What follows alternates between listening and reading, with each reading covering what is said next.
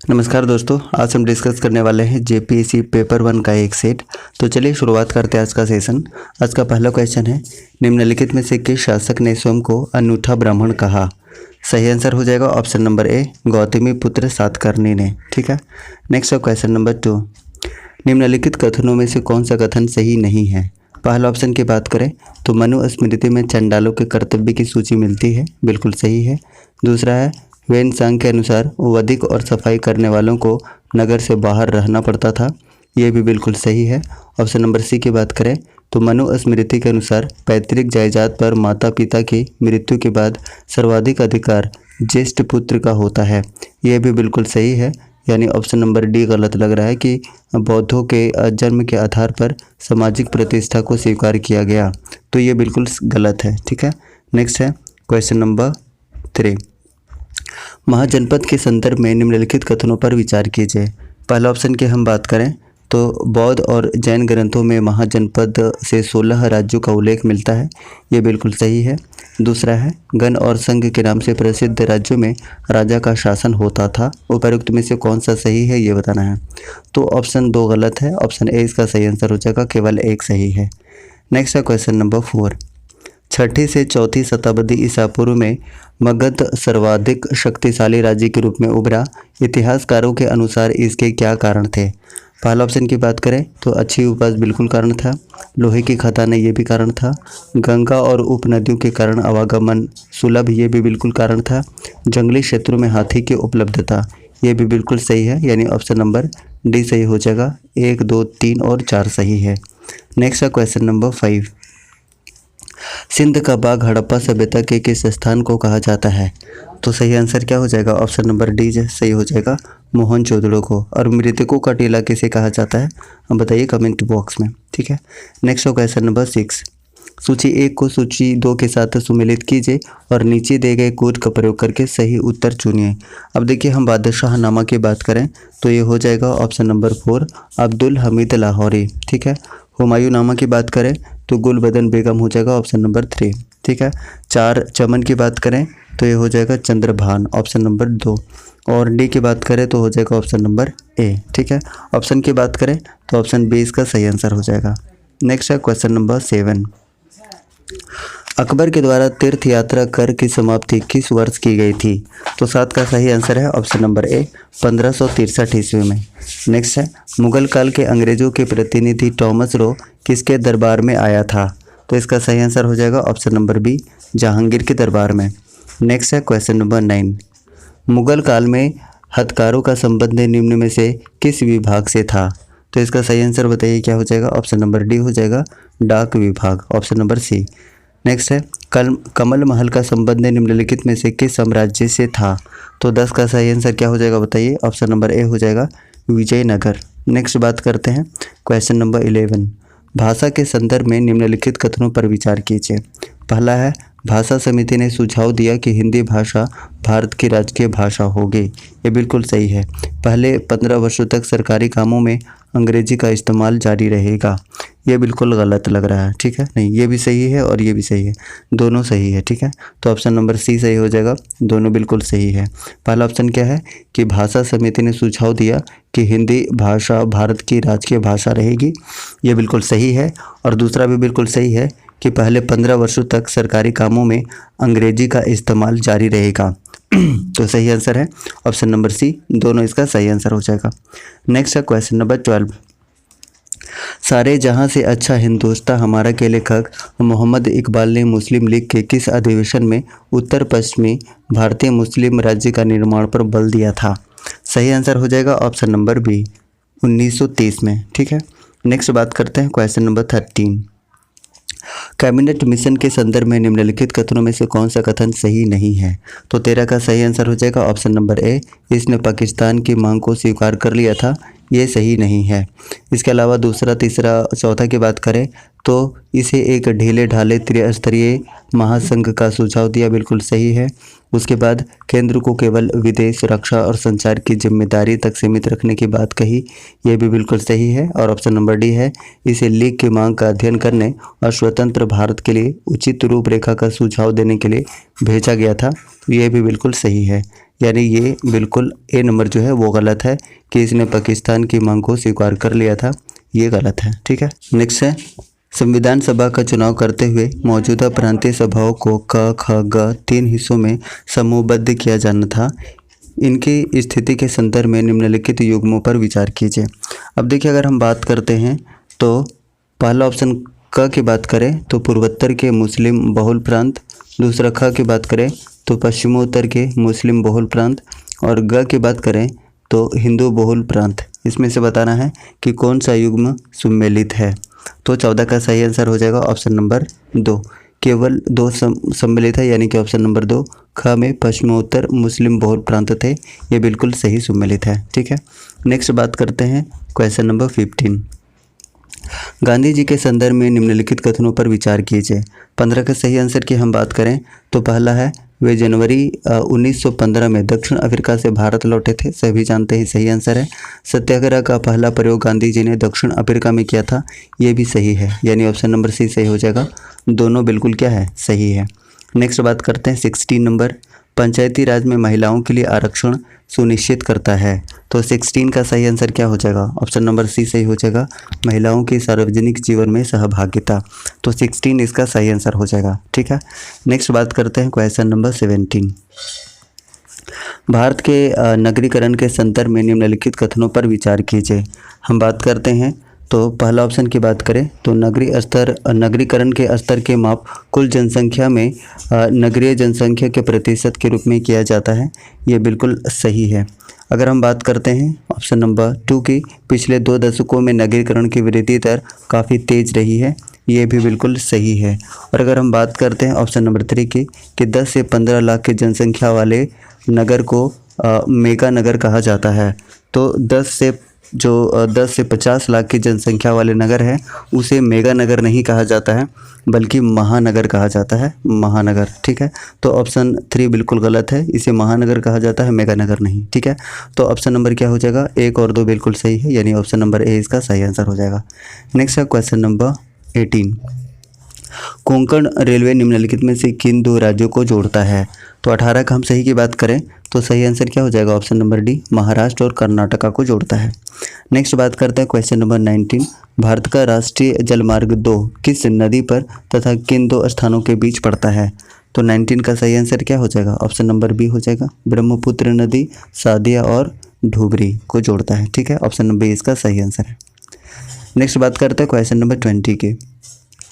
निम्नलिखित में से किस संचार तंत्र का उपयोग ई कॉमर्स तथा मौद्रिक लेन देन के लिए अधिक किया जा रहा है। तो 20 का सही आंसर क्या हो जाएगा, इंटरनेट, सभी जानते हैं, 20 का सही आंसर हो जाएगा। नेक्स्ट बात करते हैं क्वेश्चन नंबर 21। पर्वतीय क्षेत्रों का उत्तर पूर्वी राज्यों, जनजातीय एवं पिछड़े क्षेत्रों में अवसंरचना को विकसित करने के लिए विशिष्ट क्षेत्र योजना को किस पंचवर्षीय योजना में तैयार किया गया था। तो 21 का सही आंसर क्या हो जाएगा, ऑप्शन नंबर डी हो जाएगा, 8वीं पंचवर्षीय योजना में। ठीक है, नेक्स्ट बात करते हैं क्वेश्चन नंबर 22। निम्नलिखित में से किस भारतीय कृषि उत्पादन में कमी का कारण है। सही आंसर क्या होगा, तो इसका सही आंसर हो जाएगा ऑप्शन नंबर ए की बात करें तो वित्तीय संसाधनों की बाध्यताएं और ऋणग्रस्तता, ये बिल्कुल सही है। ऑप्शन 2 की बात करें तो व्यापक अल्प रोजगारी, ये भी बिल्कुल सही है। भूमि सुधारों की कमी, ये भी सही है, यानी ऑप्शन नंबर डी सही हो जाएगा, उपरोक्त सभी। ठीक है, नेक्स्ट अब बात करें क्वेश्चन नंबर 23। निम्नलिखित में से कौन सा कारण भारत के उत्तर पश्चिमी भाग में शीत ऋतु में होने वाली वर्षा के लिए उत्तरदायी है। तो 23 का सही आंसर क्या हो जाएगा, सही आंसर हो जाएगा ऑप्शन नंबर डी, पश्चिमी विक्षोभ, ऑप्शन डी इसका सही आंसर हो जाएगा। नेक्स्ट बात करें क्वेश्चन नंबर 24 की, क्या है कि निम्नलिखित में से कौन से कारक भारतीय जलवायु को प्रभावित करते हैं। तो 24 का सही आंसर की बात करें तो पहला है अल नीनो, दूसरा है पश्चिमी जेट धाराएं, ये भी सही है, तीसरा है तिब्बत का पठार, ये भी बिल्कुल सही है, यानी ऑप्शन नंबर डी बिल्कुल सही आंसर हम कह सकते हैं, डी। ठीक है, नेक्स्ट बात करें क्वेश्चन नंबर 25 की। प्रायद्वीपीय पठार की सीमा निर्धारण से संबंधित नीचे दिए गए कथनों में से कौन सा कथन सुमेलित नहीं है। 25 का सही आंसर क्या हो जाएगा, तो सी सुमेलित नहीं है, पश्चिमी काठियावाड़ प्रायद्वीपीय, ये बिल्कुल सुमेलित नहीं है। ठीक है, ठीक है, तो ये बिल्कुल सुमेलित है, उत्तर पश्चिमी दिल्ली कटक, ये बिल्कुल सही है। उसके बाद बी भी है, पूर्व में राजमहल पहाड़ियाँ, ये भी सही है। डी की बात करें तो दक्षिण कार्डामम, ये भी बिल्कुल सुनियोजित है। ठीक है, बात करते हैं नेक्स्ट क्वेश्चन नंबर 26 की। इंदिरा साहनी केस के संबंध निम्नलिखित में से किस विषय से है? तो 26 का सही आंसर क्या हो जाएगा? ऑप्शन नंबर ए हो जाएगा, पिछड़ा वर्ग के आरक्षण से संबंधित है इंदिरा साहनी केस। ठीक है, नेक्स्ट हम बात करें क्वेश्चन नंबर 27 की। सर्वोच्च न्यायालय या उच्च न्यायालयों के न्यायाधीशों के संबंध में निम्नलिखित में से विचार कीजिए। तो 27 का सही आंसर क्या हो जाएगा? पहला ऑप्शन की बात करें तो न्यायाधीशों की नियुक्ति के मामले में विधायिका को सम्मिलित नहीं किया जाता है, सही है। दूसरा है कि न्यायाधीश के रूप में नियुक्त होने के लिए किसी व्यक्ति के पास वकालत का अनुभव या कानून विशेषज्ञ होना आवश्यक है, ये भी बिल्कुल सही है। ठीक है, तो ऑप्शन नंबर ए इसका सही आंसर होगा कि केवल 1 और 2 सही है, ये और ये सही नहीं है। नेक्स्ट हम बात करते हैं क्वेश्चन नंबर 28 की। प्रधानमंत्री के संदर्भ में निम्नलिखित कथनों पर विचार कीजिए। अगर हम बात करते हैं ऑप्शन नंबर ए की, तो प्रधानमंत्री पद के लिए कोई प्रत्यक्ष चुनाव नहीं होता, बल्कि राष्ट्रपति बहुमत वाली पार्टी या गठबंधन द्वारा चुने गए नेता को ही प्रधानमंत्री नियुक्त करता है, ये बिल्कुल सही है।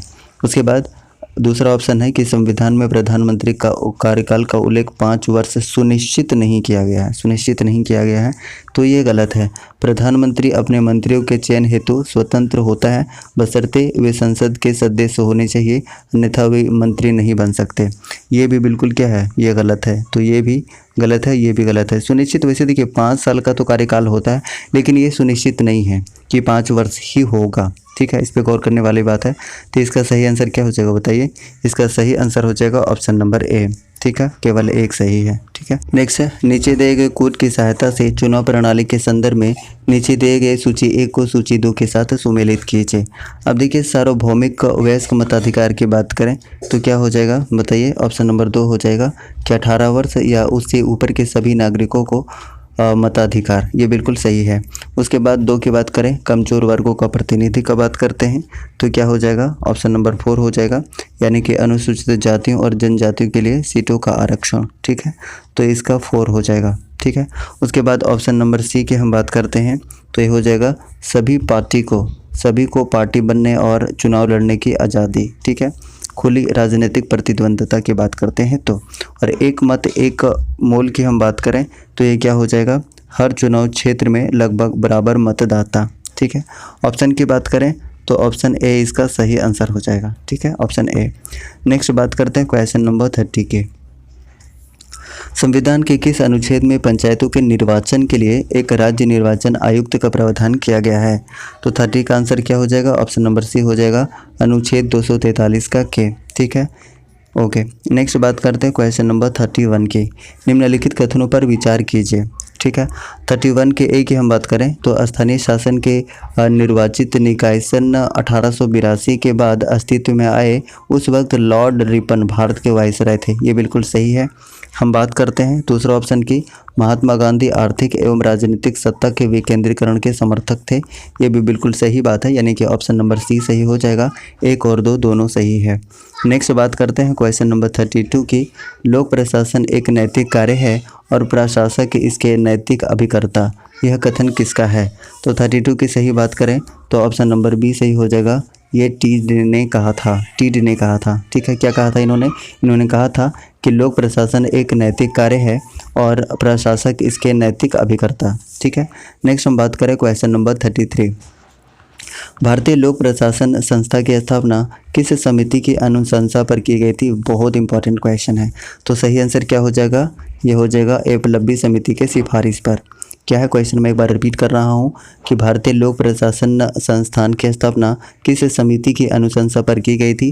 तो इसका सही आंसर है ऑप्शन नंबर बी, एकलव्य समिति के सिफारिश पर। ठीक है, कि अनुशंसा पर। नेक्स्ट हम बात करें क्वेश्चन नंबर 34 की। तो किसी भी संगठन में अभिप्रेरणा को सुचारू रूप से बनाने और कार्मिक को प्रोत्साहित करने की विधि में कौन कौन सा शामिल किए जाते हैं? तो इसका सही आंसर क्या हो जाएगा? तो हम बात करें तो पहला है उद्देश्यों का स्पष्टीकरण, ये बिल्कुल सही है। दूसरा ऑप्शन की बात करें कुशल नेतृत्व, ये भी बिल्कुल सही है। ऑप्शन नंबर सी की बात करें सहयोग और समन्वय, ये भी बिल्कुल सही है। और ऑप्शन 4 की बात करें तो चुनौतियाँ, ये भी सही है, यानी ऑप्शन नंबर डी इसका सही आंसर हो जाएगा। ठीक है, नेक्स्ट बात करते हैं क्वेश्चन नंबर 35 की। भारतीय लोक प्रशासन में पोर्टफोलियो यानी कि विभाग विभाजन किस गवर्नर जनरल ने शुरू किया था? तो 35 का सही आंसर क्या हो जाएगा बताइए? ऑप्शन नंबर सी सही हो जाएगा, लॉर्ड कैनिंग। ठीक है, नेक्स्ट बात करें। भारत के रक्षा अस्त्रों में एक प्रमुख नाम है प्रद्युम्न, यह क्या है? तो ये क्या है बताइए? यह एक इंटरसेप्टर प्रेक्षापास्त्र है। तो ऑप्शन नंबर सी इसका सही आंसर हो जाएगा। नेक्स्ट हम बात करते हैं क्वेश्चन नंबर 37 की। निम्नलिखित में से कौन सा कथन विनिमय दर का सर्वोत्कृष्ट वर्णन करता है? तो 37 का सही आंसर क्या हो जाएगा? ऑप्शन नंबर ए हो जाएगा कि एक देश से दूसरे देश में पूंजी का संचालन। ऑप्शन ए इसका सही आंसर हो जाएगा। ठीक है, नेक्स्ट हम बात करें क्वेश्चन नंबर 38 की। तो कथन क्या है और इसका कारण क्या है? तो कथन की बात करें तो मुद्रा का अवमूल्यन निर्यात को बढ़ाने के लिए किया जाता है, और दूसरा कारण की बात करें तो मुद्रा का अवमूल्यन के कारण विदेशी बाजार में देसी वस्तुएं सस्ती हो जाती हैं। तो हम 38 का सही आंसर की बात करें तो ऑप्शन नंबर ए हो जाएगा। कथन सही है और कारण भी सही है, और कारण कथन की सही व्याख्या करता है। तो ऑप्शन नंबर ए इसका सही आंसर हो जाएगा। ठीक है, नेक्स्ट हम बात करें क्वेश्चन नंबर 39 की। ब्रेटन वुड्स प्रणाली के अंतर्गत किन अंतर्राष्ट्रीय संगठनों की स्थापना हुई? तो 39 के सही आंसर क्या हो जाएगा बताइए? ऑप्शन ए की बात करें तो अंतर्राष्ट्रीय मुद्रा कोष IMF की, और दूसरा वर्ल्ड बैंक की। तो सही आंसर हो जाएगा ऑप्शन नंबर ए, 1 और 2 दोनों। और अगर पूछ लिया जाए कि ब्रेटन वुड्स सम्मेलन कब हुआ था, ऑलरेडी आप जानते हैं कब हुआ था बताइए?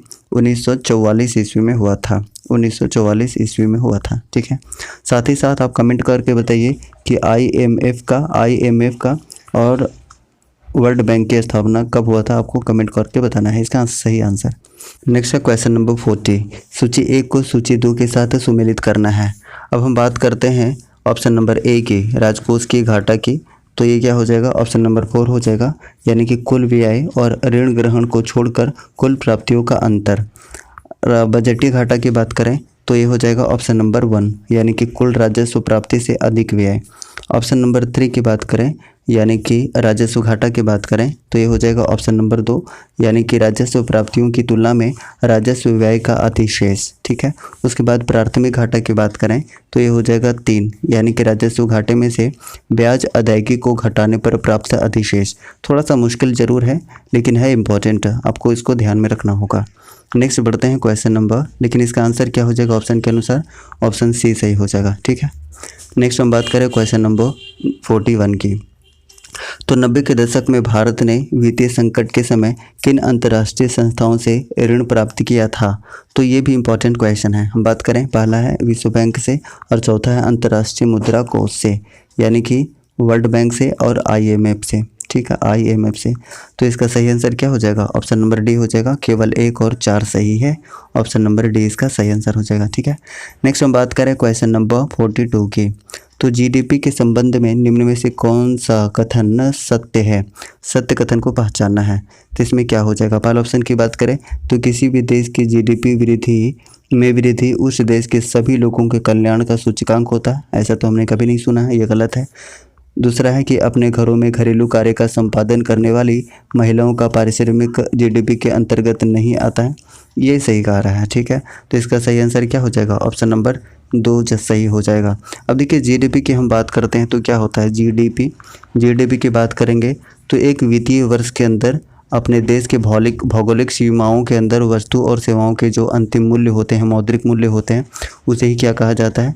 GDP कहा जाता है। आपको बताना है कि न्यू एजुकेशन पॉलिसी में GDP का कितना प्रतिशत लक्ष्य किया गया है? तो 6%। ठीक है, नेक्स्ट हम बात करते हैं क्वेश्चन नंबर 43। क्योटो प्रोटोकॉल का संबंध किससे है? तो क्योटो प्रोटोकॉल ऑलरेडी जानते हैं कब हुआ है, तो आप जानते हैं कि ये 1997 में हुआ है। और मॉन्ट्रियल प्रोटोकॉल की बात करेंगे तो 1987 में हुआ है। ठीक है, क्योटो 1997 में और मॉन्ट्रियल प्रोटोकॉल की बात करेंगे तो 87 में। ठीक है, अब देखिए इसका सही आंसर क्या हो जाएगा 43 का? तो 43 का सही आंसर हो जाएगा option number C, greenhouse गैसों से उत्सर्जन में कमी करने से संबंधित है। और बताइए कि क्योटो प्रोटोकॉल समझौता कब प्रभावी हुआ था? अगर प्रभावी पूछा जाए तो 2005 से यह प्रभावी हुआ था। ठीक है, ओके, हम बात करते हैं नेक्स्ट क्वेश्चन नंबर 44 की तरफ। विश्व विकास रिपोर्ट प्रकाशित की जाती है, तो इसका सही आंसर क्या हो जाएगा? ऑप्शन नंबर ए हो जाएगा, विश्व बैंक के द्वारा। कब से? सन 1978 से विश्व बैंक द्वारा हर साल किया जाता है विश्व विकास रिपोर्ट जारी किया जाता है। कब से? 1978 से। ठीक है, ओके। नेक्स्ट हम बात करते हैं क्वेश्चन नंबर 45। 1991 में अपनाई गई आर्थिक नीति के परिणाम स्वरूप विदेशी मुद्रा भंडार में है। तो इसका सही आंसर क्या हो जाएगा? ऑप्शन नंबर ए हो जाएगा, यानी कि वृद्धि हुई है विदेशी मुद्रा भंडार में। नेक्स्ट है, सूची 1 को सूची 2 के साथ सम्मिलित कीजिए और नीचे दिए गए कोड का प्रयोग करके सही उत्तर चुनिए। अब देखिए ऑप्शन नंबर ए की बात करते हैं, कार्बन मोनोऑक्साइड की, तो ये क्या हो जाएगा? ये ऑप्शन 1 हो जाएगा, यानी कि रुधिर में ऑक्सीजन वाहक की क्षमता में कमी। ठीक है, यानी कि ए का क्या हो जाएगा? 1 हो जाएगा। क्लोरोफ्लोरोकार्बन की बात करें तो ये क्या हो जाएगा? ओजोन की परत का क्षरण, ऑप्शन नंबर 4 हो जाएगा। नाइट्रोजन के ऑक्साइड और कोहरा की बात करें तो ये क्या हो जाएगा? ऑप्शन नंबर 2 हो जाएगा, स्मॉग। ठीक है, उसके बाद सल्फ्यूरिक और नाइट्रिक अम्ल की बात करें तो ये क्या हो जाएगा? अम्ल वर्षा हो जाएगा। तो देखिए थोड़ा सा ये कॉम्प्लिकेटेड जरूर है लेकिन बहुत ईजी है। देखिए एक बार मैं रिपीट कर रहा हूँ कि कार्बन मोनोऑक्साइड किससे संबंधित होगा? तो ये संबंधित होगा रुधिर में ऑक्सीजन वहन की क्षमता में कमी।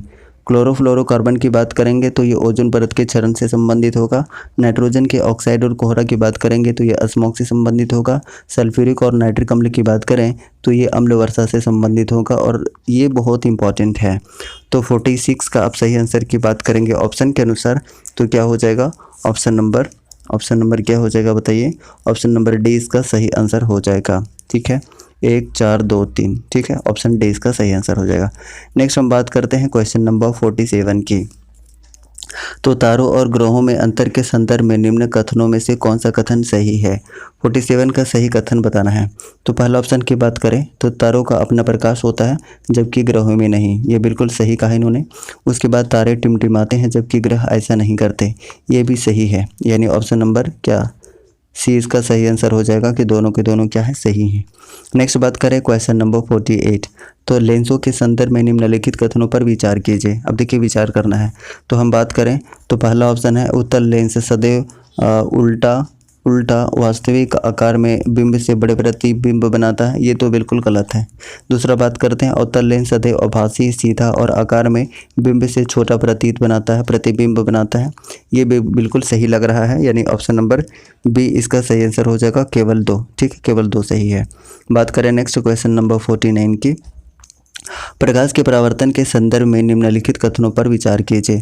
अब 49 की हम बात करें तो पहला ऑप्शन है इस घटना में आपतन कोण सदैव परावर्तन कोण के बराबर होता है, ये बिल्कुल सही कह दिया इन्होंने। अब उसके बाद बात करते हैं दूसरे नंबर क्वेश्चन की। आपतित किरण, परावर्तित किरण और आपतन बिंदु पर खींचा गया अभिलंब ये तीनों एक ही तल पर होते हैं, उपर्युक्त में से कौन सा कथन सही है? तो दोनों के दोनों सही लग रहे हैं। ठीक है, तो ऑप्शन नंबर सी सही हो जाएगा, 1 और 2 दोनों सही है। ठीक है, नेक्स्ट बात करें क्वेश्चन नंबर 50 की। निम्नलिखित में से नेत्रों का कौन सा भाग नेत्रों के विशिष्ट रंग के लिए उत्तरदायी होता है? तो सही आंसर क्या हो जाएगा? ऑप्शन नंबर डी हो जाएगा, पुतले यानी कि प्यूपिल। नेक्स्ट बात करें क्वेश्चन नंबर 51 की। कथन 1 है कि खाद्य पदार्थों के भंडारण में उपयोग किए जाने वाले टीन के डब्बों में लोहे के ऊपर टीन का विद्युत लेपन किया जाता है, यानी इलेक्ट्रोप्लेटिंग किया जाता है, और कारण क्या है कि टीन लोहे से कम क्रियाशील होता है। तो सही आंसर क्या हो जाएगा? देखिए सही आंसर हो जाएगा कि ए गलत है परंतु आर सही है। ठीक है, ए गलत है परंतु आर क्या है? बिल्कुल सही है। नेक्स्ट है निम्नलिखित युग में से कौन सा सम्मिलित नहीं है? नीचे दिए गए कोड की सहायता से सही उत्तर का चयन कीजिए। हम बात करते हैं पृथ्वी की बैलिस्टिक मिसाइल और इसकी विशेषता की। तो सतह से सतह मार करने वाली कम दूरी की मिसाइल है, ये बिल्कुल मुझे सही लग रहा है। दूसरा ऑप्शन की बात करें तो सतह से सतह मार करने वाली मध्यम दूरी की मिसाइल अग्नि है। त्रिशूल की बात करें तो कम दूरी कम ऊंचाई की सतह से हवा मार करने वाली मिसाइल है। और नाग की बात करें तो ये सतह से हवा मार करने वाली मिसाइल नहीं बल्कि क्या है? एंटी टैंक मिसाइल है। क्या है? एंटी टैंक मिसाइल है, ये याद रखिएगा। तो ये गलत हो जाएगा, 1 2 3 क्या है? सही है। और यहाँ पे पूछ दिया है कि उपयुक्त में से कौन सा सही है, तो सही कौन सा हो जाएगा? 1 2 और 3 हो जाएगा। एक बार फिर से हम रिवाइज कर लेते हैं। पृथ्वी क्या है? सतह से सतह, सरफेस टू सरफेस, कम दूरी का है, surface to surface, S to S. Agni की बात करेगा तो ये सतह से सतह, सरफेस टू सरफेस ये है, लेकिन अंतर इतना है कि ये मध्यम दूरी का है। ठीक है, मध्यम रेंज का है, मिडिल रेंज का है। त्रिशूल की बात करें तो कम दूरी, कम ऊंचाई, सतह से हवा, ये सरफेस टू एयर है, सरफेस टू एयर है, मार करने वाली मिसाइल है। और नाक की बात करें तो ये एंटी टैंक मिसाइल है। तो इसका सही आंसर क्या हो जाएगा? 1, 2 और 3 सही है। ऑप्शन की बात करें तो ऑप्शन नंबर सी सही हो जाएगा, 1, 2 और 3 सही है। ठीक है, नेक्स्ट हम बात करते हैं क्वेश्चन नंबर 53 की। हाल ही में चर्चा में रहे आइंस्टाइन रिंग के संदर्भ में कौन सा कथन सही है? तो 53 का सही आंसर की बात करेंगे तो क्या हो जाएगा? ऑप्शन नंबर ए हो जाएगा, ये एक खगोलीय परिघटना है, यानी ऑप्शन नंबर ए इसका सही आंसर है। नेक्स्ट बात करते हैं क्वेश्चन नंबर 54 की। क्या है? रिसोर्स सेट 2A के संदर्भ में निम्न कथनों पर विचार कीजिए। तो 54 का हम सही आंसर की बात करें तो पहला ऑप्शन है, यह जल निकायों, फसल क्षेत्रों, खनिज भंडारों, शहरी तथा ग्रामीण विस्तार के विषय में सूचना प्रदान करेगा, ये बिल्कुल सही है। दूसरा की बात करें तो इसमें त्रिस्तरीय इमेजिंग सिस्टम है, ये भी बिल्कुल सही है। तीसरा ऑप्शन की बात करें तो इसे सूर्य की समकालिक कक्षा में उपस्थित किया गया है, प्रक्षेपित किया गया है, तो ये भी सही है। तो सही आंसर क्या हो जाएगा बताइए? सही हो जाएगा ऑप्शन नंबर डी, 1, 2 और 3 सही है। नेक्स्ट हम बात करें क्वेश्चन नंबर 55 की। 5G तकनीक के संदर्भ में निम्नलिखित कथनों पर विचार कीजिए। इसमें क्या विचार करना है? हम 55 की सही आंसर की बात करें तो उससे पहले हम देखते हैं ऑप्शन नंबर ए कि 4G LTE से अगले चरण की मोबाइल नेटवर्क प्रौद्योगिकी है, ये बिल्कुल सही है। दूसरा ऑप्शन की बात करें तो 4G LTE से अधिक डाउनलोड स्पीड परंतु कम अपलोडिंग स्पीड प्रदान करेगी। ऐसा तो नहीं होता है कि डाउनलोड स्पीड हो और अपलोड उसका जो है वो कम होना शुरू हो जाए, जितना अपलोड होगा उतना ही डाउनलोड होगा तेज़ी से, तो मुझे लगता है ये गलत है। तीसरा की बात करें तो आर्थिक सहयोग और विकास संगठन समिति के अनुसार इसे अपनाने की GDP में वृद्धि होगी, तो ये बिल्कुल सही है, यानी ए और बी, यानी कि 1 और 3 बिल्कुल सही है। ऑप्शन नंबर सी इसका सही आंसर हो जाएगा। देखिए क्वेश्चन नंबर 2 तो ऐसे ही एलिमिनेट हो जा रहा है कि अपलोड अधिक होगा कह रहा है स्पीड, और फिर कह रहा है कि जो डाउनलोड है, अपलोड क्या होगा स्पीड होगा और जो डाउनलोड है वो कम होगा। ऐसा नहीं हो सकता, दोनों बराबर होगा, या तो दोनों कम होगा या तो दोनों ज़्यादा होगा। ठीक है, तो ऑप्शन नंबर क्या? ऑप्शन नंबर 2 गलत है और 1 और 3 सही, यानी ऑप्शन नंबर सी सही हो जाएगा, केवल 1 और 3 सही है। नेक्स्ट हम बात करें क्वेश्चन नंबर 56 की। एक्वापोनिक फार्म के संदर्भ में निम्नलिखित कथनों में से कौन सा सही है? 56 का सही आंसर आपको बताना है, तो सही क्या हो जाएगा? ऑप्शन नंबर सी हो जाएगा, यह मत्स्य पालन और बिना मिट्टी के सब्जियों की खेती की तकनीक को सम्मिलित करती है, तो ऑप्शन नंबर सी इसका सही आंसर है। नेक्स्ट हम बात करते हैं क्वेश्चन नंबर 57 की। नॉन फोटोकेमिकल क्वेश्चनिंग का आशय निम्नलिखित में से किससे है? तो 57 का सही आंसर क्या हो जाएगा? ऑप्शन नंबर डी हो जाएगा, यह तकनीक पौधों को प्रकाश की उच्च तीव्रता के प्रभाव से बचाने में सक्षम है। ठीक है, कौन सा तकनीक है ये? तो नॉन फोटोकेमिकल क्वेश्चनिंग, यानी ऑप्शन नंबर डी इसका सही है, यह तकनीक पौधों को प्रकाश की उच्च तीव्रता के प्रभाव से बचाने में सक्षम है। ठीक है, नेक्स्ट हम बात करते हैं क्वेश्चन नंबर 58 की।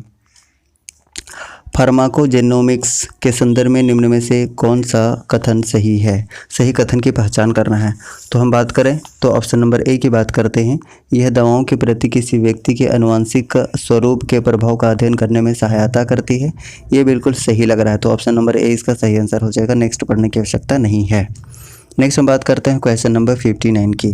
कृषि प्रौद्योगिकी सूचना केंद्र की स्थापना के उद्देश्य के संदर्भ में निम्नलिखित कथनों पर विचार कीजिए। 59 का हम सही आंसर की बात करें तो क्या हो जाएगा? 59 के सही आंसर की बात करें तो बताइए क्या हो जाएगा? तो सबसे पहले हम ऑप्शन ए की बात करते हैं, तो किसानों और प्रौद्योगिकी प्रसार के नवाचार की एक प्रक्रिया के रूप में विभिन्न हितधारकों को एक एकल खिड़की वितरण प्रणाली के माध्यम से उत्पाद, सेवाएं और सूचना प्रदान करना। दूसरा की बात करें तो संस्थागत प्रौद्योगिकी सलाह, प्रौद्योगिकी उत्पादों आदि तक किसानों की सीधी पहुंच सुनिश्चित कर प्रौद्योगिकी प्रसार को बढ़ाना, ये भी सही है और ये भी सही है। तीसरा ऑप्शन की बात करें तो संस्थान के वैज्ञानिकों को उपयोगकर्ताओं की प्रतिक्रिया के लिए तंत्र विकसित करना, तो ऑप्शन ए, बी, सी तीनों सही है, 1, 2, 3 तीनों सही है। तो इसका सही आंसर क्या हो जाएगा बताइए? इसका सही आंसर हो जाएगा ऑप्शन नंबर डी। और गैस आप इतना विशाल क्वेश्चन देख के डरे नहीं, बल्कि इससे बहुत सारे आपको इन्फॉर्मेशन यहाँ से मिल रहे हैं, बहुत सारे नॉलेज आप यहाँ से इकट्ठा कीजिए। और गैस अगर आपको सेशन पसंद आ रहा है तो लाइक कीजिएगा, और चैनल पर नए हैं ना तो प्लीज़ चैनल को एक बार सब्सक्राइब कर लीजिएगा। ठीक है, नेक्स्ट हम बात करते हैं क्वेश्चन नंबर 60 की। मेघ बीजन के संदर्भ में निम्नलिखित कथनों पर विचार कीजिए। अब हम बात करते हैं तो पहला ऑप्शन की बात करें, यह बादलों में नमी की मात्रा को प्रभावित करने की एक युक्ति है, ये बिल्कुल सही है। मेघ बीजन की बात कर रहे हैं। दूसरा ऑप्शन है कि इससे मानसून की अनियमितता होने वाली समस्याओं को समाप्त किया जा सकता है, तो ऑप्शन ए और बी दोनों सही है मेघ बीजन के संदर्भ में। तो इसका सही आंसर क्या हो जाएगा? ऑप्शन नंबर सी सही हो जाएगा। 1 और 2 सही है, ऑप्शन नंबर सी सही है। एक बार रिवाइज करते हैं कि मेघ बीजन क्या है। तो ये बादलों में नमी की मात्रा को प्रभावित करने की एक युक्ति है, ये सही है। और इसे मानसून की अनियमित होने वाली समस्या को समाप्त किया जा सकता है, ये भी सही है, यानी ऑप्शन नंबर सी सही हो जाएगा। 1 और 2 दोनों सही है। नेक्स्ट हम बात करते हैं क्वेश्चन नंबर 61 की, कि झारखंड में नागवंश की स्थापना करने वाली फनी मुकुट राय के पालनकर्ता कौन थे? तो इसका सही आंसर क्या हो जाएगा? सभी जानते हैं मदरा मुंडा हो जाएगा। ठीक है, ओके। हम बात करते हैं नेक्स्ट क्वेश्चन नंबर 62 की, कि झारखंड के एक बहुत ही विचित्र स्थल बरसो पानी गुफा किस जिले में अवस्थित है? तो इसका सही आंसर जानते हैं, हजारीबाग में है। झारखंड के एकमात्र नौकागम्य नदी उद्गम किस जिले से होता है? तो इसका भी आंसर सभी जानते हैं, क्या हो जाएगा? ऑप्शन नंबर ए हो जाएगा, देवघर से हो जाएगा। ठीक है। नेक्स्ट हम बात करें क्वेश्चन नंबर 64 की, तो झारखंड के छोटा नागपुर पठार की ऊंचाई पूर्व से पश्चिम की ओर जाने के क्रम में क्रमशः क्या होती है बताना है? तो बढ़ती है, ऑप्शन नंबर ए सही हो जाएगा। ठीक है। नेक्स्ट हम बात करते हैं क्वेश्चन नंबर 65 की, तो झारखंड के भगवान कहे जाने वाले बिरसा मुंडा पर आधारित पुस्तक बिरसा भगवान के रचनाकार कौन है? तो 65 का सही आंसर आप जानते हैं, धनपत महतो हो जाएंगे, ऑप्शन नंबर ए। नेक्स्ट बात करते हैं तो उरांव जनजाति में अपनी संस्कृति की निरंतरता के लिए युवाओं के लिए प्रचलित युवा गृह किस नाम से जाना जाता है? आपको उरांव जनजाति का बताना है, क्या हो जाएगा? तो बताइए, गुमकुड़िया हो जाएगा, यानी ऑप्शन नंबर बी इसका सही आंसर हो जाएगा। संथाल में घोटुल होता है, संथाल में घोटुल होता है, ऑलरेडी आप जानते हैं। ठीक है। और हम बात करते हैं तो मुंडा में क्या होता है? गीती ओड़ा होता है, गीती ओड़ा होता है, आप जानते हैं। आप कमेंट करके बताइए कि टंडा किसका होता है। ठीक है। नेक्स्ट हम बात करते हैं क्वेश्चन नंबर 67 की, संथाली भाषा की लिपि ओल चिकी का आविष्कार पंडित रघुनाथ मुर्मू ने कब किया था? तो 67 का सही आंसर क्या हो जाएगा? ऑप्शन नंबर सी हो जाएगा, सभी जानते हैं 1941 हो जाएगा। ठीक है, ओके। नेक्स्ट हम बात करें क्वेश्चन नंबर 68 की, झारखंड का सबसे लंबा राजकीय पथ कौन सा है? तो राजकीय पथ बताना है कौन सा होगा, बताइए। तो सही आंसर हो जाएगा HS24, यानी ऑप्शन नंबर सी इसका सही आंसर है। नेक्स्ट बात करें कि झारखंड की सबसे बड़ी नदी दामोदर का उद्गम किस जिले से हुआ है? तो किस जिले में हुआ है बताइए? तो सही आंसर हो जाएगा ऑप्शन नंबर सी, लातेहार के टोरी से, लातेहार के टोरी से इसका उद्गम हुआ है। नेक्स्ट हम बात करते हैं क्वेश्चन नंबर 70 की, तो झारखंड के पूर्व मंत्री एनोस एक्का को आय से संबंधित संपत्ति के मामले में कितने वर्ष की सजा सुनाई गई है? तो 70 का सही आंसर आप जानते हैं, क्या हो जाएगा? 7 वर्ष की सजा सुनाई गई है। किसे सुनाई गई है? तो झारखंड के पूर्व मंत्री एनोस एक्का को आय से अधिक संपत्ति के मामले में, तो 7 वर्ष इसका सही आंसर है। नेक्स्ट बात करते हैं क्वेश्चन नंबर 71 की, तो ग्लोबल जेंडर गैप इंडेक्स 2020 में भारत का कौन सा स्थान है? तो 2020 की बात करें तो इसका आंसर क्या हो जाएगा? ऑप्शन नंबर डी सही हो जाएगा। ठीक है, ऑप्शन नंबर डी इसका सही आंसर हो जाएगा। ठीक है। नेक्स्ट हम बात करते हैं क्वेश्चन नंबर 72, इनमें से कौन सा राज्य स्थानीय लोगों के लिए सरकारी नौकरियों की 100% सीटों की आरक्षण करने वाला देश का पहला राज्य बन गया है? तो 72 का सही आंसर आप जानते हैं, क्या हो जाएगा? ऑप्शन नंबर सी हो जाएगा, मध्य प्रदेश, ऑप्शन नंबर सी। नेक्स्ट हम बात करें क्वेश्चन नंबर 73 की, तो इनमें से किस भारतीय हवाई अड्डे को देश का पहला सिंगल यूज प्लास्टिक मुक्त हवाई अड्डा घोषित किया गया है? इसका सही आंसर बताइए, क्या होगा? तो सही आंसर है option number A, Indira Gandhi अंतर्राष्ट्रीय हवाई अड्डा, यानी ऑप्शन नंबर ए इसका सही आंसर हो जाएगा। नेक्स्ट बात करें क्वेश्चन नंबर 74 की, तो केंद्रीय स्वास्थ्य और परिवार कल्याण मंत्री डॉक्टर हर्षवर्धन ने मां और नवजात शिशु के जीवन की सुरक्षा के लिए गुणवत्तापूर्ण स्वास्थ्य सेवाएं निःशुल्क प्रदान करने हेतु किस योजना का शुभारंभ किया? तो इसका सही आंसर बताइए, क्या होगा? ऑप्शन बी इसका सही हो जाएगा, सुरक्षित मातृत्व आश्वासन योजना, यानी कि सुमन। ठीक है। नेक्स्ट हम बात करते हैं क्वेश्चन नंबर 75 की, गणतंत्र दिवस 2021 के परेड में किस राज्य की झांकी को प्रथम स्थान दिया गया? तो इसका सही आंसर आप जानते हैं, क्या हो जाएगा बताइए? ऑप्शन नंबर सी सही हो जाएगा, उत्तर प्रदेश के अयोध्या पर आधारित जो झांकी थी उसे दिया गया फर्स्ट स्थान 2021 में, और कोई भी मुख्य अतिथि नहीं थे, ये भी ध्यान रखिएगा। नेक्स्ट हम बात करते हैं क्वेश्चन नंबर 76 की, कि देश की प्रथम logistics company transport corporation of India limited के प्रबंध निदेशक कौन है? तो 76 का सही आंसर बताना है, क्या हो जाएगा? तो बताइए, ऑप्शन नंबर ए इसका सही आंसर हो जाएगा विनीत अग्रवाल। विनीत अग्रवाल इसका सही आंसर हो जाएगा। ठीक है, उसके बाद हम बात करते हैं एसोचैम के कौन हो जाएंगे, बताइए एसोचैम के कौन अध्यक्ष हैं, ये आपको बताना है। ठीक है, नेक्स्ट हम बात करते हैं क्वेश्चन नंबर 77 की। तो वर्चुअल यानी कि आभासी माध्यम से 17 नवंबर 2020 को आयोजित 12वें ब्रिक्स शिखर सम्मेलन का थीम क्या था? तो 77 का आपको सही आंसर बताना है, क्या होगा? तो क्या हो जाएगा? ऑप्शन नंबर ए हो जाएगा, यानी कि वैश्विक स्थिरता, साझा सुरक्षा और अभिनव विकास। ऑप्शन ए इसका सही आंसर हो जाएगा। ठीक है, लेकिन अगर हम बात करेंगे कि 15वें G20 शिखर सम्मेलन का थीम क्या था, तो बताइए ये क्या था? तो सभी के लिए 21वीं सदी के अवसरों का एहसास कराना। ठीक है, यानी कि ये जो देख रहे हैं आप, ऑप्शन नंबर बी, यानी सभी के लिए 21वीं सदी के अवसरों का एहसास, ये किसका थीम था? तो याद रखिएगा कि 15वां जो G20 शिखर सम्मेलन हुआ है, इसका थीम था। ठीक है, उसके बाद आत्मनिर्भर में योगदान की हम बात करें तो ये किसका हो जाएगा, बताइए? ये हो जाएगा 16वां प्रवासी भारतीय दिवस का थीम हो जाएगा। ठीक है, उसके बाद ऑप्शन नंबर डी की बात करते हैं, असमानता का मुकाबला करना, तो ये किसका थीम है? तो ये 45वें G7 शिखर सम्मेलन का थीम है। ठीक है, याद रखिएगा। नेक्स्ट है क्वेश्चन नंबर 78।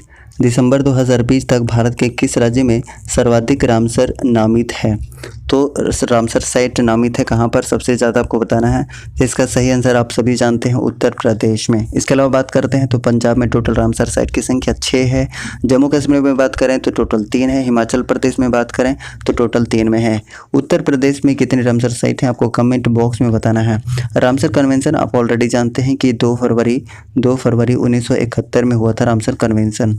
आपको बताना है कि रामसर साइट पहला कौन सा था और नवीनतम कौन सा है। साथ ही साथ आप बताइए कि टोटल वर्ल्ड हेरिटेज साइट कितना है? टोटल 40 है, जिसमें से 2 हाल ही में शामिल किया गया है। कौन कौन सा?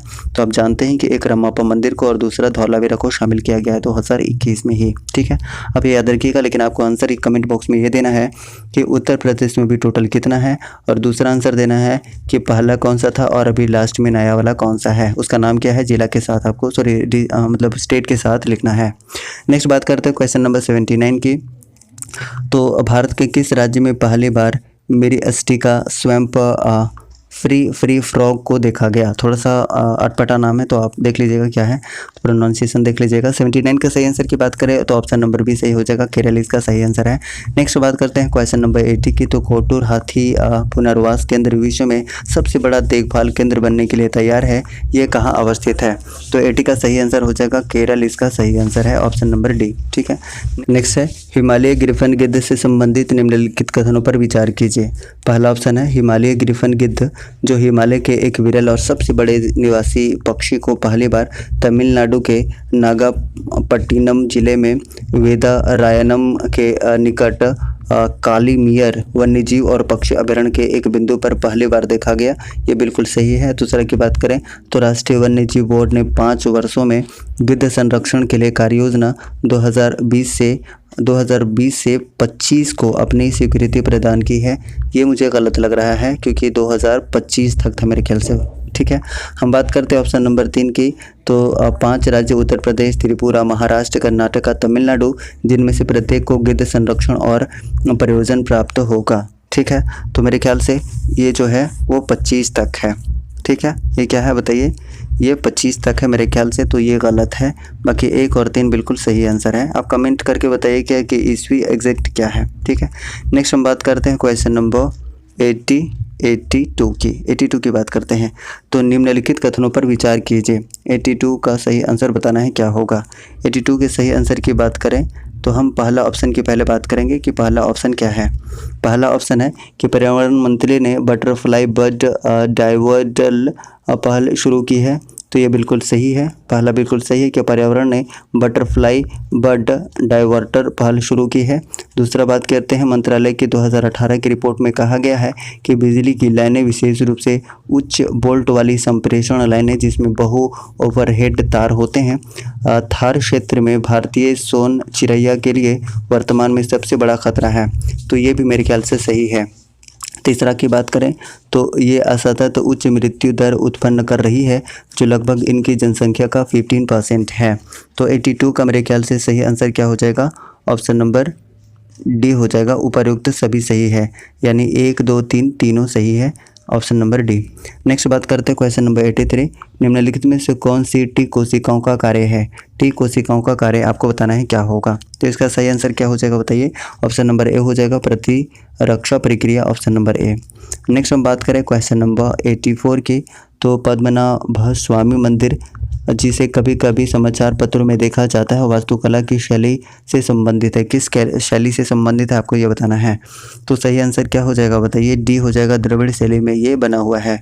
ठीक है, द्रविड़ शैली में इसका सही आंसर हो जाएगा। नेक्स्ट हम बात करते हैं क्वेश्चन नंबर 85 की।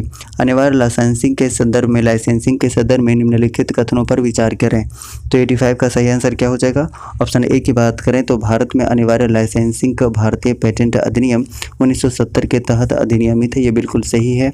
दूसरा ऑप्शन की बात करें तो यह व्यापार से संबंधित बौद्धिक संपदा अधिकार की संबंधित पहलुओं के तहत अनुमति नहीं है, ये गलत है। ऑप्शन नंबर ए सही है, यानी ऑप्शन नंबर ए सही हो जाएगा, केवल एक सही है। नेक्स्ट हम बात करें क्वेश्चन नंबर 86 की। तो आजकल शहरीकरण की होड़ में वनों की अंधाधुंध कटाई से कई समस्या उभर कर सामने आ रही है, जिनमें कौन कौन इसके अंतर्गत शामिल हैं। 86 की हम बात करें तो पहला ऑप्शन की बात करेंगे जलवायु परिवर्तन, ये बिल्कुल है। दूसरा मृदा प्रदूषण, ये भी है। जैव विविधता में बदलाव, ये भी है। और स्वच्छ वायु में ह्रास, ये भी सही है। तो ऑप्शन नंबर डी सही हो जाएगा, उपर्युक्त सभी। ठीक है, नेक्स्ट हम बात करते हैं क्वेश्चन नंबर 87 की। तो वर्तमान में ऊर्जा की मांग की पूर्ति हेतु भूतापीय ऊर्जा एक अच्छा विकल्प के रूप में उभर रहा है। यह ऊर्जा स्रोत किस समूह में शामिल किया जाता है। 87 का सही आंसर की बात करें तो ऑप्शन नंबर सी इसका सही आंसर हो जाएगा, गैर परंपरागत और नवीनीकृत। ऑप्शन नंबर सी इसका सही आंसर है। नेक्स्ट हम बात करें क्वेश्चन नंबर 88 की। तो निम्न में से कौन सा सुमेलित जोड़ा नहीं है। जो नहीं है उसका आंसर बताना है। तो सही आंसर हो जाएगा वन्य जीव सुरक्षा अधिनियम, ये 76 का नहीं है, ये कब का है आपको बताना है। इसके अलावा पर्यावरण सुरक्षा अधिनियम, ये 86 का, ये बिल्कुल सही है। वन संरक्षण अधिनियम, ये भी बिल्कुल सही है, तो ये भी बिल्कुल सही हो जाएगा। उसकी बात करें जल प्रदूषण निवारण तथा नियंत्रण अधिनियम, ये भी बिल्कुल सही आंसर हो जाएगा। ठीक है, ये कब का अधिनियम है आपको कमेंट करके इसका आंसर बताना है। नेक्स्ट हम बात करते हैं क्वेश्चन नंबर 89 की। संयुक्त राष्ट्र के गठन के समय इसके चार्टर के 5वें अध्याय में सुरक्षा परिषद के गठन संबंधी नियमों का जिक्र है। इसके अनुसार सुरक्षा परिषद में मूलतः कितने अस्थायी और अस्थायी सदस्य थे। तो 89 की सही की बात करेंगे तो इसका सही आंसर क्या होगा बताना है। तो इसका सही आंसर क्या होगा, ए भी गलत है, बी भी गलत है, सी भी गलत है और ऑप्शन नंबर डी सही है। इनमें से कोई नहीं। तो भाई है कितना एक्चुअली में, अगर हम एग्जैक्ट आंसर की बात करें तो मूलतः इसमें 5 अस्थायी होते हैं और 6 अस्थायी होते हैं। ठीक है, 5 अस्थायी होते हैं और 6 अस्थायी होते हैं, इसलिए ऑप्शन नंबर डी सही हो जाएगा। यानी कि तीनों ऑप्शन में से कोई भी ऑप्शन सही नहीं है, 5 अस्थायी और 6 अस्थायी हो जाएगा। ठीक है, नेक्स्ट हम बात करते हैं क्वेश्चन नंबर 90 की। संयुक्त राष्ट्र के अनुषंगिक संगठन विश्व स्वास्थ्य संगठन, जिसका उद्देश्य विश्व भर में सभी लोगों के लिए स्वास्थ्य के उच्चतम संभव स्तर पर पहुंचाना है, का गठन किस वर्ष किया गया था। तो 90 का सही आंसर ऑलरेडी आप जानते हैं कि 1950 इसका सही आंसर हो जाएगा। नेक्स्ट हम बात करते हैं क्वेश्चन नंबर 91 की। वर्ष 2018 के राजीव गांधी खेल रत्न तथा पद्मश्री पुरस्कार से सम्मानित मीराबाई चानू का संबंध किस खेल से है, आपको बताना है। 91 का सही आंसर क्या होगा। तो इसका सही आंसर क्या होगा, ऑप्शन नंबर बी सही हो जाएगा, भारोत्तोलन से संबंधित है। और अभी हाल में मीराबाई चानू ने टोक्यो ओलंपिक में कौन सा मेडल जीता है, ये आपको बताना है। सिल्वर जीता है, ब्रॉन्ज जीता है या फिर गोल्ड जीता है, आपको इसका आंसर बताना है। साथ ही साथ बताना है कि राजीव गांधी खेल रत्न पुरस्कार का नाम बदलकर क्या रख दिया गया है, आपको ये बताना है। नेक्स्ट हम बात करते हैं तो 91 का सही आंसर क्या हो जाएगा, भारोत्तोलन इसका सही आंसर हो जाएगा, वेट लिफ्टिंग। नेक्स्ट हम बात करते हैं 92 की। इसी के अलावा मीराबाई चानू को क्या मिला था, खेल रत्न पुरस्कार भी मिल चुका है 2020 में ही। 2020 में 5 लोगों को मिला था, जिसमें से भारोत्तोलन में मीराबाई चानू को भी मिला था। नेक्स्ट हम बात करते हैं क्वेश्चन नंबर 92 की। तो इस वर्ष राष्ट्रीय शीतकालीन खेलों का आयोजन कहाँ किया जा रहा है। तो 92 का सही आंसर बताना है क्या होगा। तो इसका सी सही आंसर हो जाएगा, गुलमर्ग में हो रहा है, ऑप्शन नंबर सी सही आंसर है। नेक्स्ट हम बात करते हैं क्वेश्चन नंबर 93 की। तो हाल ही में लॉरेंस पुरस्कार 2020 में सचिन तेंदुलकर को किस श्रेणी के पुरस्कार से सम्मानित किया गया है? 93 का सही आंसर क्या होगा? आपको कमेंट बॉक्स आंसर भी बताना है क्या होगा। इसका सही आंसर हो जाएगा ऑप्शन नंबर सी, यानी कि sporting moment of the year award. Sporting moment of the year award सही आंसर हो जाएगा ऑप्शन नंबर सी। नेक्स्ट हम बात करें क्वेश्चन नंबर 94 की। तो फ्लाइंग फिश के उपनाम से कौन सी खिलाड़ी विख्यात हैं? 94 का सही आंसर बताना है। तो माइकल फेलिस, जिन्होंने अकेले ही बहुत सारे मेडल को प्राप्त किया है, तो माइकल फेलिस इसका सही आंसर हो जाएगा। ठीक है, और ये कौन है? तो तैराक है, याद रखिएगा तैराक है। और टोटल ओलंपिक में गोल्ड मेडल की बात करिएगा तो जानकर आपको हैरानी होगी, 23 गोल्ड इनके नाम है। कितने? 23 गोल्ड इनके नाम है, जिनको क्या कहा जाता है? तो फ्लाइंग फिश के नाम से जाना जाता है माइकल फेलिप्स को। इससे कई बार क्वेश्चन बने हैं, तो ये बहुत ही इंपॉर्टेंट क्वेश्चन है। नेक्स्ट बढ़ते हैं क्वेश्चन नंबर 95 की। तो विश्व स्तर पर दिया जाने वाला ग्रैमी पुरस्कार किस क्षेत्र में विशिष्ट योगदान के लिए दिया जाता है? ग्रैमी अवार्ड की बात करें तो इसका सही आंसर क्या होगा? आपको बताना है। तो इसका सही आंसर हो जाएगा ऑप्शन नंबर बी, संगीत के क्षेत्र में दिया जाता है। ठीक है, अच्छा हम बात करते हैं कि ग्रैमी पुरस्कार जीतने वाले अभी कौन कौन भारतीय रहे हैं। तो भारतीय के बारे में अगर हम जानना चाहें तो कौन कौन से हैं बताइए। तो रविशंकर हैं, जुबिन मेहता हैं, जाकिर हुसैन भी हैं, विश्व मोहन भट्ट हैं, और AR रहमान भी हैं। AR रहमान भी हैं। कौन कौन से भारतीय हैं जो ये ग्रैमी पुरस्कार जीत चुके हैं? तो मैं एक बार रिपीट कर रहा हूँ, रविशंकर हैं, जुबिन मेहता हैं, जाकिर हुसैन हैं, विश्व मोहन भट्ट हैं और AR रहमान हैं। ठीक है, नेक्स्ट हम बात करें क्वेश्चन नंबर 96 की। तो राष्ट्रीय मानवाधिकार आयोग के अध्यक्ष के पद की नियुक्ति के लिए बनी समिति निम्न में से कौन शामिल नहीं होते हैं? तो इसका सही आंसर बताना है आपको क्या होगा। सही आंसर हो जाएगा ऑप्शन नंबर ए, राष्ट्रपति शामिल नहीं होते हैं। राष्ट्रीय मानवाधिकार आयोग के अध्यक्ष की बात करें तो अभी वर्तमान समय में कौन है? अरुण कुमार मिश्रा हैं। कौन है? अरुण कुमार मिश्रा हैं। और हम बात करते हैं कि राष्ट्रीय मानवाधिकार आयोग की स्थापना कब हुई थी? तो याद रखिएगा 12 अक्टूबर 1993 को हुआ था। नेक्स्ट हम बात करते हैं क्वेश्चन नंबर 97 की। झारखंड राज्य मानवाधिकार आयोग का गठन किस वर्ष किया गया था? तो 97 का सही आंसर हो जाएगा 2010 में किया गया था। कब? 2010 में किया गया था, 2010 इसका बिल्कुल सही आंसर है। नेक्स्ट हम बात करें क्वेश्चन नंबर 98 की। तो राज्य आपदा प्रबंधन प्राधिकरण के अध्यक्ष कौन होते हैं? तो सही आंसर क्या हो जाएगा बताइए। तो इसका आंसर हो जाएगा मुख्यमंत्री, यानी ऑप्शन नंबर बी इसका सही आंसर हो जाएगा। नेक्स्ट हम बात करते हैं क्वेश्चन नंबर 99 की। तो आपदा प्रबंधन योजना के 3 चरण क्या हैं? इसका सही आंसर क्या हो जाएगा? ऑप्शन नंबर सी सही हो जाएगा, निकासी, पुनर्निर्माण और धारणा, यानी ऑप्शन नंबर सी इसका सही आंसर हो जाएगा। Next question number 100। भारत के रक्षा अस्त्रों में से एक प्रमुख नाम है प्रद्युम्न, या एक है, तो क्या है? सही आंसर हो जाएगा ऑप्शन नंबर सी। ऑलरेडी हम लोग कर चुके हैं, इंटरसेप्टर प्रक्षेपास्त्र, यानी ऑप्शन नंबर सी इसका सही आंसर हो जाएगा। इस तरीके से गाइस हमने 100 क्वेश्चन कंप्लीट कर लिया है। अगर आपको सेशन पसंद आया है तो प्लीज़ लाइक कीजिए, चैनल पर नए हैं तो प्लीज़ चैनल को सब्सक्राइब करके बेल आइकन को प्रेस कीजिए ताकि आपको न्यू वीडियोस को नोटिफिकेशन सही समय पर मिलता रहे। थैंक यू सो मच, जय हिंद।